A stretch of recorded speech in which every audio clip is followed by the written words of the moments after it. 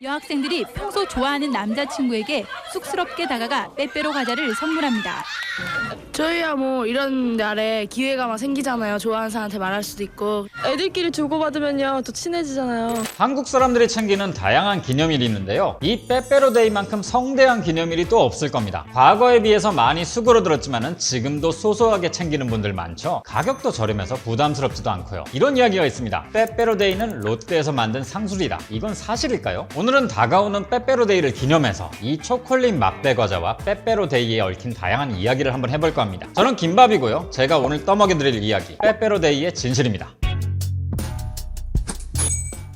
롯데가 빼빼로를 만든 게 1983년입니다. 그런데 비슷한 과자가 이보다 17년이나 먼저 존재하긴 했었어요. 일본인 거대 제과 기업 에자키 글리코에서 만든 포키죠. 에자키 글리코라는 이름이 생소하신 분들이 많으실 텐데요. 이 5개 광고판은 잘 아실 겁니다. 오사카 도톤보리에 여행을 가면 이 네온 사인 앞에서 꼭 사진 찍으시죠. 이게 바로 에자키 글리코의 광고입니다. 글리코는 원래 아이들용 과자를 만들던 곳입니다. 그런데 기왕이면 시장을 넓히는 게 좋잖아요. 그래서 성인을 위한 과자를 뒤늦게 만들기 시작했는데 이게 프리치입니다. 독일의 프레첼에서 아이디어를 얻어 만든 스틱 과자죠. 이게 맥주 안주로 인기를 얻으면서 글리코는 사업을 확대하는 데 성공하는데요. 생각보다 이게 너무 잘 나가니까 글리코 회장이 직원들한테 이런 성인용 과자를 좀 더 만들어 보라고 지시를 했어요. 이때 나온 아이디어가 프리츠를 초콜릿으로 코팅하자는 거였죠. 기존에 있는 공정에 추가 공정만 더하면 되니까요. 그런데 문제는 이렇게 만들면 먹는 동안 초콜릿이 손에 묻기 때문에 번거로워진다는 겁니다. 지금이야 손에 묻지 않은 초콜릿이 개발됐지만 이땐 그런 게 없었거든요. 처음엔 손이 닿는 부위에 은박지를 씌우려고 했는데요. 이건 또 너무 판이 커지는 제조 공정이었어요. 이후에 나온 아이디어가 손으로 잡는 부위만 남기고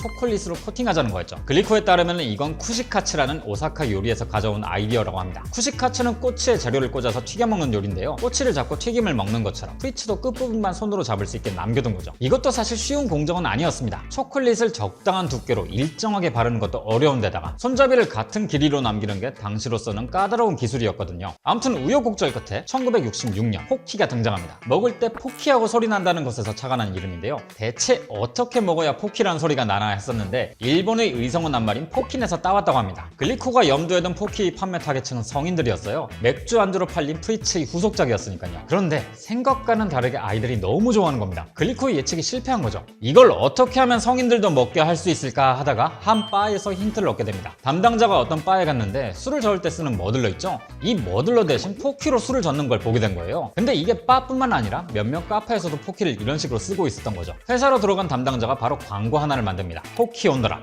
위스키나 칵테일을 마시면서 포키를 안주 삼아 먹으라는 광고였는데 이게 남성 소비자들 사이에서 폭발적인 반응을 이끌어냈어요. 이 반응은 그대로 매출로 이어졌죠. 또 70년대는 일본인들이 여행을 많이 다니기 시작할 텐데요. 이때 여행을 위한 포키라는 슬로건을 걸면서 여성 소비자들 사이에서도 포키가 엄청나게 팔려나갑니다. 아이들뿐만 아니라 성인 남녀까지 잡아버린 거죠. 포키는 이렇게 글리코의 대표 과자로 자리를 잡게 됩니다. 지금도 마찬가지고요. 1983년 롯데제과에서 출시한 빼빼로는 포키에서 영향을 받은 걸로 보입니다. 당시 한국에서 초콜릿 과자라고 하면은 초코파이, 초코바 정도가 다였는데요. 이런 형태의 막대형 초콜릿 과자는 당시 기준으로 꽤 혁신적인 과자였죠. 롯데에서도 꽤 힘을 줬던 아이템이었습니다. 광고를 보면 잘 느껴지죠? 84년 한국 시리즈에서 우승한 롯데 자이언츠 선수들이나 당대 가장 잘 나가던 스타들과 광고를 찍었거든요. 아기 공룡 둘리가 애니메이션화 되기 전에 빼빼로 광고로 먼저 데뷔를 한 것도 재밌는 점이고요. 이후 이정재 씨나 심영래 씨 같은 스타들이 광고의 모습을 보이긴 했지만 지금의 빼빼로의 명성을 만든 건 이분들이 아닙니다. 바로 빼빼로데이 때문이었죠. 빼빼로데이를 롯데가 인위적으로 만든 기념일이라고 알고 계시는 분들 많으신데요. 사실과는 약간 다릅니다.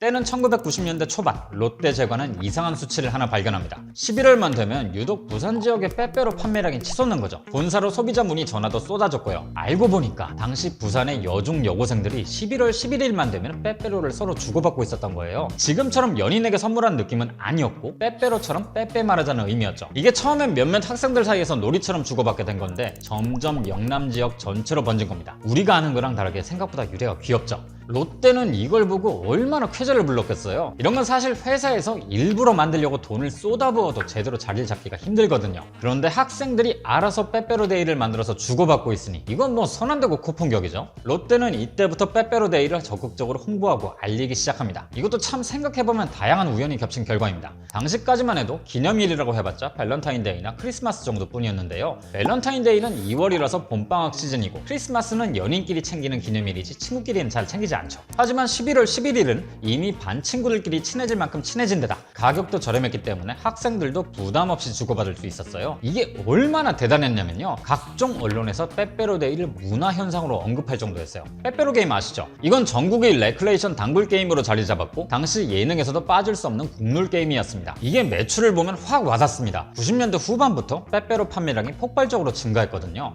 97년에 빼빼로 매출은 120억 원이었는데요. 다음 해엔 220억, 2001년엔 320억. 그야말로 해마다 레전드를 찍은 거죠. 빼빼로데이는 점점 더 화려해지고 큰 행사로 변합니다. 경쟁사들이 너도 나도 빼빼로를 만들기 시작했죠. 왜 요즘 탕후루 집에서 만들어 먹잖아요. 이땐 집에서 빼빼로를 만들어서 선물한 게 유행처럼 자리 잡았던 적도 있습니다. 초콜릿을 녹여서 과자에 입히고 크런치까지 뿌려서 포장까지 직접 하는 건데 해보신 분들은 아시겠지만 이거 은근히 귀찮거든요. 근데 이게 빼빼로데이철만 되면 흔하게 볼 수 있는 풍경이었죠. 빼빼로데이가 대성공으로 자리 잡은 만큼 비판적으로 생각하는 분들도 많아졌습니다. 특정 회사의 상술이다. 11월 11일은 원래 농업인의 날인데 빼빼로 때문에 농민들이 외면받고 있다. 빼빼로가 아니라 가래떡을 주고받자. 뭐 이런 이야기가 나왔죠. 그런데 사실 11월 11일은 농업인의 날뿐만 아니라 보행자의 날, 해군의 날, UN 참전용사 국제 추모의 날이기도 합니다. 때문에 왜 다른 건 그냥 놔두고 빼빼로데이만 공격하냐, 그냥 재미로 즐기면 되지 않냐, 이런 의견이 나오기도 했죠. 지금은 예전처럼 빼빼로데이를 챙기진 않기 때문에 이런 비난이 줄어들긴 했지만 사실 2010년대까지도 꾸준히 나오는 기사였습니다. 이런 비판이 나온다는 건 당연히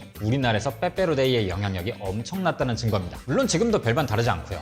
빼빼로 연간 매출의 50% 가까이가 10월, 11월에 나오거든요. 덕분에 초콜릿류 과자에선 부동의 매출 1위를 지키고 있고요. 더 재밌는 건 이 상황을 지켜본 일본의 글리코가 한국의 빼빼로데이를 역수입해서 세일즈했다는 겁니다. 글리코는 99년부터 11월 11일을 프리치 앤 포키데이로 지정해서 마케팅하고 있거든요. 1999년을 일본식 연으로 표기하면 헤이세이 11년이 되는데 연도까지 숫자 11에 맞춘 겁니다. 그래서 이 빼빼로데이를 두고도 누가 원조냐는 신경전을 벌이기도 했었죠. 2015년에 글리코가 미국 연방법원에서 롯데 제과를 상대로 상표권 침해 소송을 건 적도 있습니다. 미국 시장에서 점유율을 독점하고 싶었거든요. 그런데 이건 2021년 롯데의 승소로 최종 판결이 납니다.